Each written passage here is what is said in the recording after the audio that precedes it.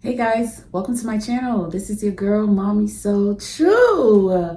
So good to be here. So good to see you. If you're new to my channel, special hello to you. This is a Thrivers community.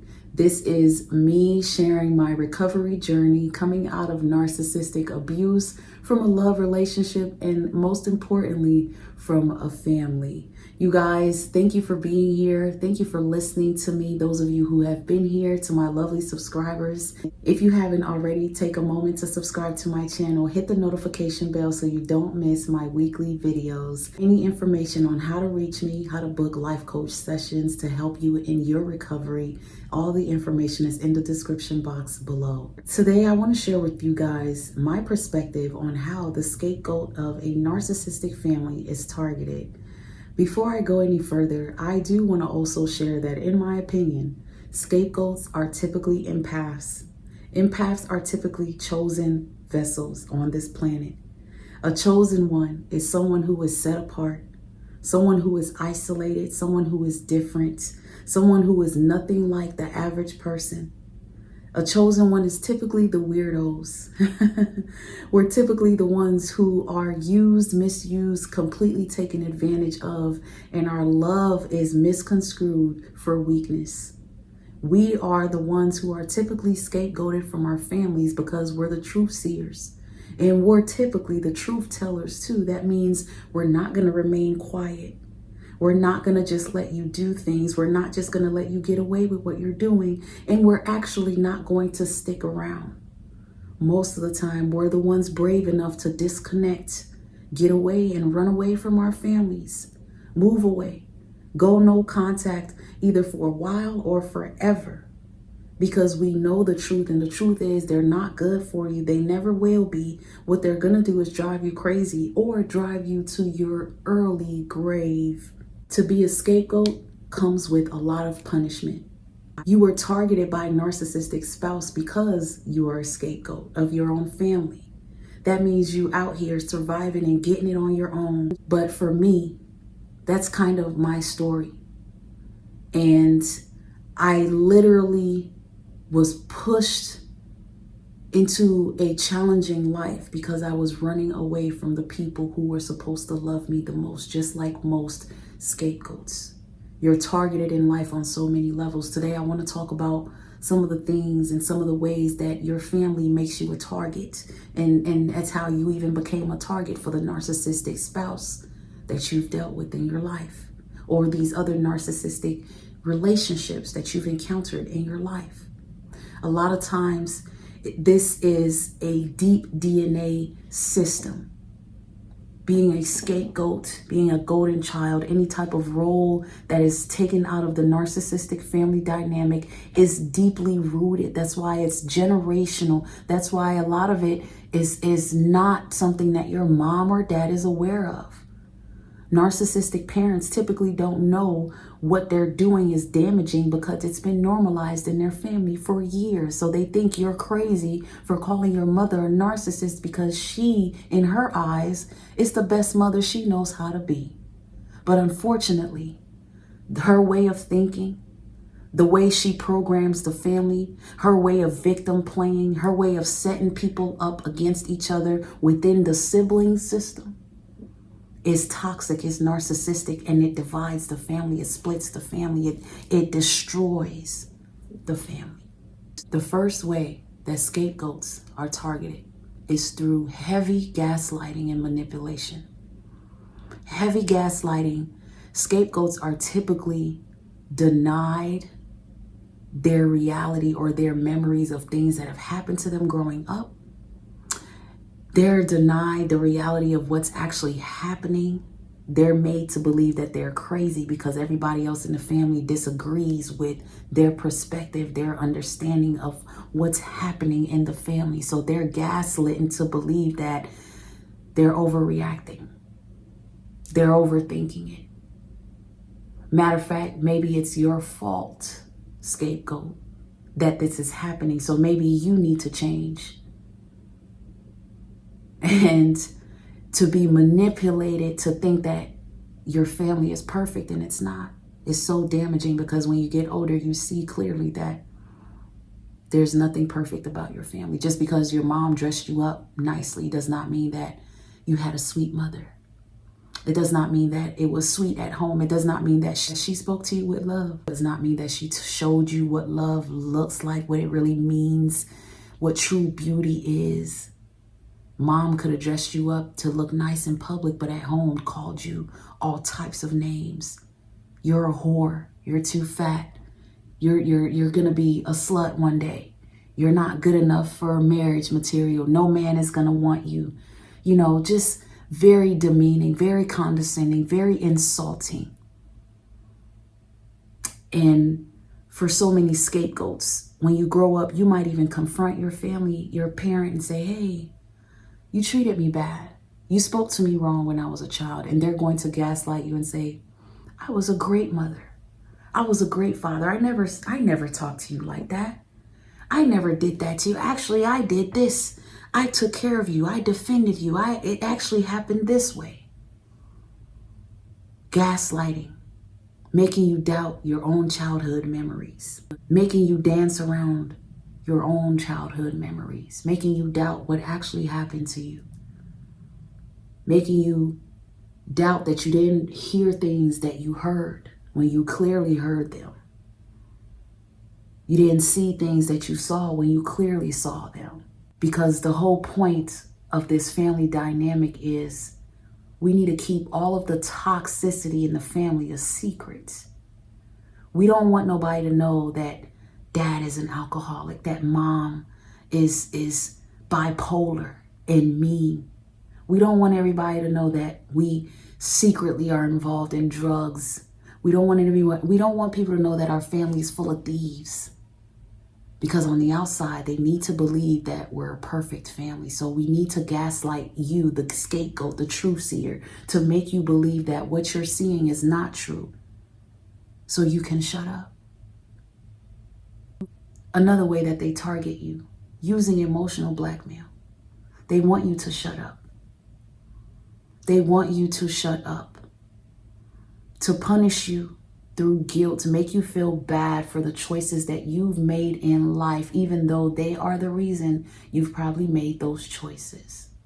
Emotionally blackmailing you for getting pregnant at a young age, when really it's their fault because they didn't even pay you no attention. Really, it's their fault. They never taught you about sex. They never taught you about practicing safe sex.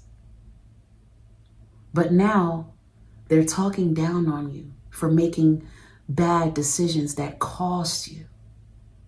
Now you're a young mother, a young father. And instead of taking accountability for their lack of parenting in your life, you're now being treated as the scapegoat of the family for making such a poor decision in their eyes. Why can't you be more like your brother and sister who went to college and did not get pregnant early? Now you're being targeted with competitive comparison. Why couldn't you be more like such and such's daughter? They don't even know how to have a boyfriend. You're such a slutty little girl. You want to be with everybody. Why can't you be like the other kids in school who just go to school and come home with straight A's? Why do you have to have bad grades? Failing to accept that you're having bad grades because you're in a home with no love. You come home and mom is not home, dad is not home. There's no one there to help you with homework. There's no one there to even care. You're having bad grades because you're in a home where all you're doing is being beat with words and being beat with anything else for simple and small mistakes. Now they're telling you, why can't you be like this person? Why can't you be like that person? Tearing down your self-esteem. I wish you were more like this. I wish you were more like that. And as an adult, oh, you should have did this. You would have been making more money like such and such. Oh, you should have done this. You would have been married and settled down like such and such. When the truth is, I'm not married and settled down because my life is chaotic because I have a narcissistic parent like you. I'm not married and settled down because I have no stability in life, because emotionally I'm all over the place. And when I'm in a relationship, I go for the wrong partners because emotionally I have no security. I'm choosing partners that are just like my abusive mother and father. Maybe that's why I'm divorced twice. But they'll target you by shaming you for it. Which brings me to the next way that they target a scapegoat. They project. Scapegoats are projected against so heavily by their parents, especially considering the fact that narcissistic parents are typically jealous of their children. You're typically jealous of your children, so you project your own character onto them, projecting onto you by making you feel like you're the one who needs mental health services. You're the one who needs a therapist. They can't believe you made a certain statement. You must be crazy. You must be the real narcissist. We're going to project all of our bad flaws. I'm going to call you a whore, even though I am a whore of a mother. I am going to call you a bad father, even though I've been a narcissistically bad father. I'm going to project my bad characters onto you and blame you and falsely accuse you for feelings that you don't have. Project what they're really feeling onto you to make you feel some type of way. That's why to defeat all narcissists, you need mental strength. They cannot tell you how you're feeling. How you gonna tell me how I'm feeling? And if you're anything like me, I was the type of scapegoat who received silent treatment when I was not with the program. Like I mentioned, I was once the golden child because I was bringing the supply that that narcissistic parent needed. I was helping her, keep up that false image she gave the public of this perfect family by bringing home perfect grades and being this perfect child who never spoke, good manners, just cleaning and cooking all the time. But when I changed that, when I started rebelling, now I'm this child who speaks back, who steps up and stands up for herself. Now I'm this child who's not going to church. I'm getting dressed to go party and turn up and have a blast. Now I'm getting silent treatment. Now you don't like me because I am not giving you the identity of a child that you wanted. I am no longer your object. I am no longer existing for your liking. So then triangulation, another way I'm targeted as a scapegoat, is used against me. So now my siblings are pinned against me. Now I am the one in the family who is judged. The siblings are being told she's a bad role model. She's on drugs and she's being tattooed and she's this and she's that. You guys don't follow her. Don't listen to her. Don't be nothing like her. That's the one you don't want to be like. Targeted. They'll use triangulation by bringing other people in, other family members who are not so in tune with the abuse, come and tell you, oh, you only get one mother. You better treat her right. What will you do if she dies tomorrow? Then here comes a pastor. Oh, you gotta honor your mother and father. Triangulating you. Bringing all these other people in with their perspectives and their point of views. But nobody understands and nobody knows that behind that closed door, that family, those parents are torturing you, severely emotionally abusing you. And another way they'll target you, scapegoat, while they're using these people to triangulate you, is they're going to use selective memory. They're going to act like there's only certain things they remember, certain things they don't remember. Anything that they can remember to make it look like you really are the problem is what they'll remember. All the things that validate you as a person and what you're going through is what they'll forget.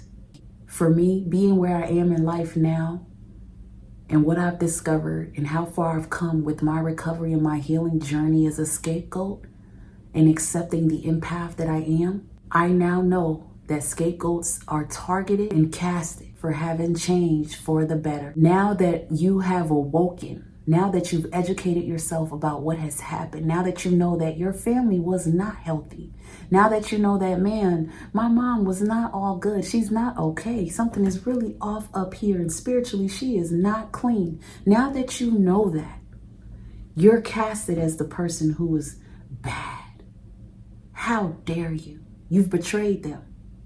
How dare you try to make yourself look like you're better than them? How dare you be the one who goes and self-develop yourself, and you sitting somewhere making it seem like you're better than them? You're wrong for choosing to heal. You're wrong for choosing to detach yourself from the enmeshment and becoming different from them. You're wrong for not wanting to be like your narcissistic mother or father. You're targeted more as a scapegoat for disconnecting and choosing to get away, which for me is a big indication of victory for a scapegoat. This is when you know you've won. When your family cast you out as having changed for the worse, when you've actually changed for the best. This is a sign that you've done the best thing you could have ever done for yourself, and you have saved yourself from this wicked family, and now you can step back and outside of the matrix and look and watch how dark their world is compared to your lit life. And it's like you don't even have any regrets. Yeah, you can target me as the scapegoat. I'll be the outcast, but the truth is, I'm the truth seer. I carry the light of the family, and I had to really get away.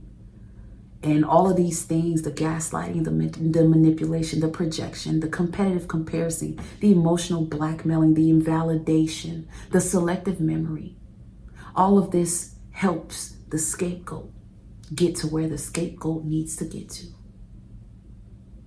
The scapegoat has a lot of work to do on themselves, but in the end, you are shining because you do that work. The scapegoat doesn't want nothing to do with that type of family system. The scapegoat wants a better family for they want their children to be raised different, better. And there's victory on the other end for us. They target us with all this pain because they never want us to be great. They want us to continue the generational narcissistic BS forever. The pain has to continue. This needs to be normal. You need to raise your children how your mother raised you, and etc. And that is wrong.